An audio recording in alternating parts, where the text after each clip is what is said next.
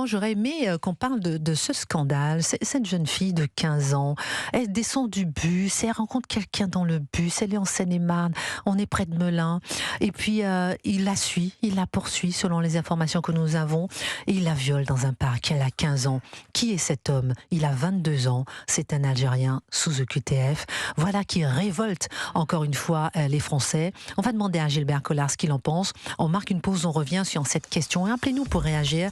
01 80 20 39 21. Pourquoi toujours le même scénario? Pourquoi toujours le même profil? Pourquoi encore un Algérien sous OQTF? Qu'est-ce qu'on peut faire pour réagir, pour protéger nos enfants, nos filles aujourd'hui? Voilà un cri du cœur que j'ai envie de pousser aujourd'hui. On va parler de cette jeune fille de 15 ans violée par un Algérien sous OQTF en Seine-et-Marne, à côté de Melun. Gilbert Collard, vous êtes en ligne avec nous. On a envie de se dire, on a envie de crier comme une mère, la France a envie de crier encore une fois. Est-ce que c'est encore possible aujourd'hui, après Lola, après Philippines? On peut être rassuré. On va envoyer des soldats en Ukraine. Mais là-bas, ils n'assureront pas la sécurité ici. Ce qui est effrayant, c'est la répétitivité des profils liés à l'inexécution des OQTF, qui devrait quand même amener les gouvernants à prendre des décisions. Mais n'oublions pas au passage que lorsque Retailleau, éphémère ministre de l'Intérieur, a voulu prolonger la durée de rétention des OQTF, le Conseil constitutionnel s'y est opposé. Et ce que disait tout à l'heure un de vos auditeurs était vachement pertinent. C'est que depuis Mitterrand, effectivement, les socialistes et leurs affidés et leurs complices et leurs alliés ont noyauté tous les secteurs d'autorité de l'État d'une manière indiscutable, qu'on pourrait du reste documenter en faisant un examen de tous les postes occupés par les uns et par les autres via l'ENA, via Sciences Po et les universités et compagnie. Bon, donc on est vraiment dans une impasse mortifère. Parce que les faits se répètent et l'inertie se répète. Les faits se répètent et l'inertie se répète.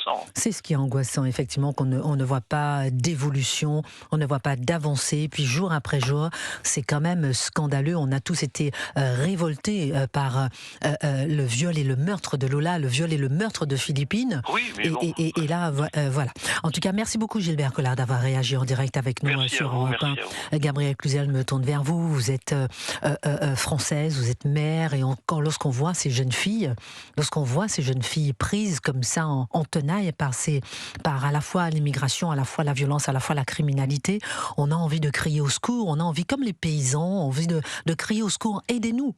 Que fait la loi? Que fait la France? Que fait l'État pour nous protéger? Non, moi, je suis terrifiée par cette histoire. Je pense à cette jeune fille, je pense à ses parents, je pense à sa famille. C'est quelque chose qui la marquera à vie, évidemment, qui les marqueront à vie, même si elle a eu plus de chance que certaines autres. Vous évoquiez Philippines, puisqu'elle a eu la vie sauve. Mais c'est terrible parce que je pense aussi à l'autre bout. Alors, vous pensez bien que mon cœur de mère est très meurtri par cette affaire, mais je pense aussi à l'autre bout, aux femmes âgées. Vous savez, il y a quelques jours, au Mureau, c'est une personne, une septuagénaire, qui, et là c'est la fille qui parle, j'ai envie de dire, qui a été séquestrée, agressée, violée chez elle, c'est même plus sur la voie publique, par le même type de profil. Et je me dis, mais jusqu'à quand? Vous savez, on parle toujours de l'égalité des femmes, des violences faites aux femmes, et légitimement du reste. Mais ces violences-là, qui vient les dénoncer? Est-ce que la première des libertés de la femme, et dès que vous les dénoncez, vous êtes raciste, vous êtes facho, etc. Exactement, ce n'est pas d'évoluer dans l'espace public ou même d'être chez soi en sécurité. Mais bien sûr qu'on a le droit de le dénoncer. Et c'est vrai que face à l'ensauvagement de la société, on peut appeler ça de mille façons, la décivilisation, on a eu le retour à la loi de la jungle, eh bien, il faut... les femmes sont en première ligne. Donc, parce que constitutivement, elles sont plus faibles, c'est leur constitution. Et pour ça, je trouve qu'il n'y a aucune féministe pour se lever. Aucune, absolument aucune. Aucune féministe autoproclamée de gauche. Parce que moi aussi, je suis féministe comme vous, comme nous toutes. On a toutes envie de défendre la cause des femmes. Si être féministe, c'est aimer les femmes et les aider, nous sommes tous féministes. Mais celles qui sont autoproclamées, je les entends jamais sur ces sujets. Gabrielle Cluzel sur Europe 1 ce matin, Éric Tener, j'ai zappé, j'ai regardé, j'ai écouté. aucun média n'a parlé de cette jeune fille de 15 ans, violée encore par le même profil. Oui, c'est pas pour rien que Europe 1, pardonnez-moi, d'être très terre à terre, de bonnes audiences, parce que les gens veulent avoir ce type d'informations. Et ils l'ont pas ailleurs, c'est une évidence. À part, et en fait, la seule chance qu'on a qu'ils en parlent, c'est que finalement, ils nous condamnent. Voilà, j'ai envie de dire, au moins, quand ils vont commencer à condamner, quand ils vont dire à Europe 1, CNews, ils ne parlent que de ça, c'est de la propagande, etc. Au moins, ils en parlent, j'ai envie de dire. Mais vous savez, il y a 7 critères pour avoir un OQTF aujourd'hui. Il faut se concentrer sur l'expulsion de 2 personnes qui ont les critères de désordre à l'ordre public et qui ont eu une condamnation. Il faut concentrer l'expulsion de ces personnes-là. Si on ne peut pas les exclure, les expulser du pays, par exemple, je pense au cas des Algériens, il faut les enfermer. Et c'est l'énorme problème. Vous savez, on dit souvent, le souci, c'est l'Union européenne. Mais dans des pays de l'Union européenne, on a la possibilité d'enfermer bien plus longuement qu'en France. En France, c'est 3 mois, effectivement, maximum pour être dans un CRA, même si un juge des libertés peut les libérer. Même la Belgique, c'est 6 mois. Vous avez l'Allemagne où c'est 9 mois. Le Danemark où c'est 18 mois. C'est essentiel, ces gens-là, de les mettre en prison et de les garder en prison jusqu'à ce qu'on les renvoie dans leur pays. C'est basique. Et maintenant, quand on a fait une loi sur ce sujet portée par Bruno Retailleau, la loi philippine, ça a été retoqué par le Conseil constitutionnel. Voilà. Encore les juges, il y a des juges qui condamnent des personnes qui n'ont pas besoin d'être condamnées, il y a d'autres juges en fait, qui laissent des personnes comme ce monsieur qui a violé une jeune fille de 15 ans être dans la nature. Être dans la nature, et dès que vous parlez du profil qui est toujours le même, on vous dit que vous êtes raciste pour vous faire taire, on vous menace de mort pour vous faire taire, on vous menace de toutes sortes de représailles pour vous faire taire, pour ne pas parler de la réalité. Est-ce que vous pensez qu'il y a un rapport avec ce qu'a dit le président algérien qui rappelle ces personnes qui sont en situation d'irrégularité, ou bien est-ce que c'est enfin une prise de conscience? Est-ce que c'est un jeu de dupes? Qu'est-ce que vous en pensez, Gabriel Cluzel, Éric Tegner? Écoutez, moi je suis assez circonspecte face à ces déclarations. Oui, alors si je comprends bien, c'est Jeune Afrique qui est le premier. Oui, parce que je ne sais pas si les crimes de sang sont effectivement concernés ou pas. A priori non, puisqu'il a été dit, alors on peut rappeler que le président algérien a exhorté les clandestins, ces ressortissants clandestins à revenir, qu'en passant par le consulat, ils pourraient avoir des passeports, mais il a exclu un certain nombre de crimes, les crimes les plus graves de ce dispositif.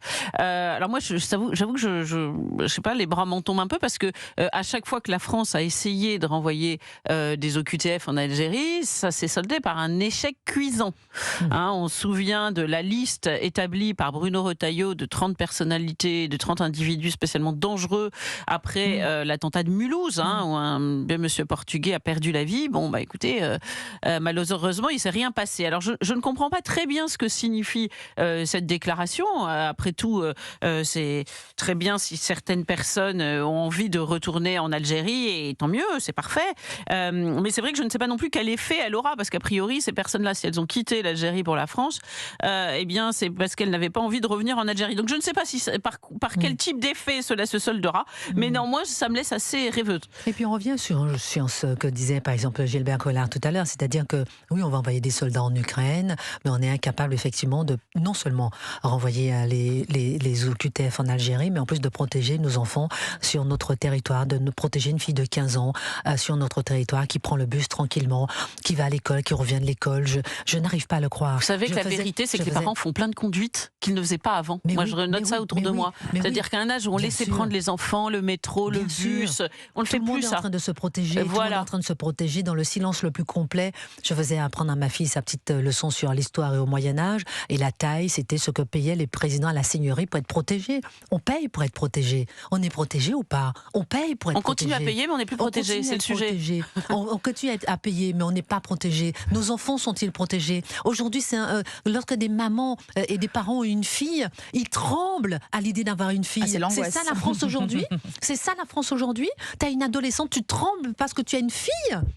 Mais c'est là que la France devrait montrer qu'elle est une démocratie. C'est là que la France devrait montrer qu'elle protège les femmes. C'est là que la France devrait montrer qu'elle protège les enfants. C'est là que la France devrait montrer qu'elle protège les plus faibles. Et vous avez parlé effectivement des personnes en situation, les personnes âgées, les faibles, les personnes âgées, les enfants, les jeunes. Vulnérables. Et toujours le même profil. Mais c'est juste inimaginable. C'est insupportable. Éric Tegner. Mais c'est pour ça que je dois marquer une pouce. Le président.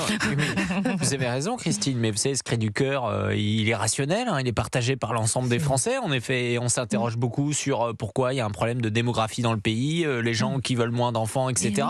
Une partie de la réponse, pas uniquement celle-là évidemment, il y a des raisons économiques. C'est également l'inquiétude sécuritaire. Bon, ça c'est une évidence. Mais c'est pour ça que le président algérien, c'est une blague. À aucun moment il veut récupérer les violeurs. Vous croyez vraiment que les Algériens ils veulent récupérer les violeurs? C'est quoi? Il veut récupérer ceux qui, pour le coup, sur lesquels on voudrait les garder, en fait. C'est-à-dire qu'il va prendre les meilleurs Algériens sur le territoire français, il va leur dire de rentrer. Nous, c'est pas ça qui nous intéresse. Ce qui nous intéresse, c'est tous les délinquants, c'est de les renvoyer chez lui. Mais ça, il voudra pas. On aimerait bien un État qui nous protège.